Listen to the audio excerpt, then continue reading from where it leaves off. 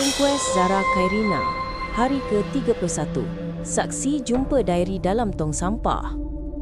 Hari ini, Mahkamah Koroner Kota Kinabalu mendengar keterangan penting dalam inkuest kematian tragis pelajar remaja Allahyarham Zara Khairina Mahathir. Seorang saksi kanak-kanak tampil memberi keterangan bahawa dia menemui diary lama Zara yang dikoyakkan dan dibuang ke dalam tong sampah. Ini adalah antara detik paling menyayat hati dalam prosiding yang kini memasuki hari ke-31. Segmen 1, Pembukaan Berita. Di Mahkamah Koroner Kota Kinabalu, saksi ke-35 tampil memberikan keterangannya secara in-camera di hadapan Hakim Koroner Amir Shah Amir Hassan. Rizwandin mengatakan, saksi inkuest yang ke-35 mengaku di Mahkamah Koroner bahawa dia pernah temui diari Zara Khairina Mahathir yang dikoyakkan di dalam tong sampah.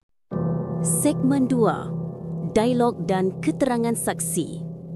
Saksi, seorang pelajar perempuan, menceritakan pengalaman yang tidak akan dilupakannya.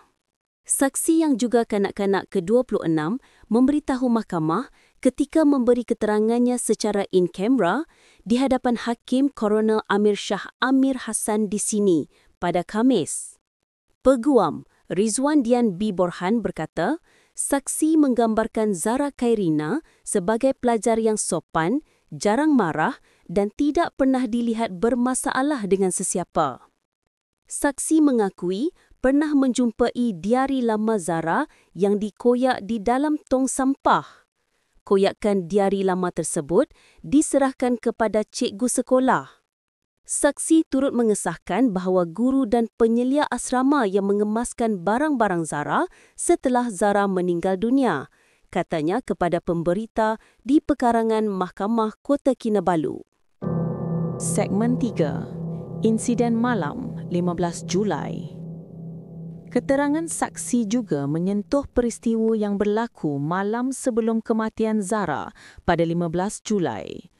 Sebelum jam 10 malam 15 Julai lalu, terdapat pelajar junior yang mengusyakkan Zara Khairina mencuri kad bank milik seorang pelajar junior lain. Menurut saksi, dia dan ahli dom yang lain akan membuat spot check terhadap barang-barang Zara. Seingat saksi, kira-kira 6 pelajar terlibat termasuk dirinya terlibat dalam spot check. Saksi mengatakan pada malam itu persiapan spot check telah dibuat untuk mencari kad bank yang hilang.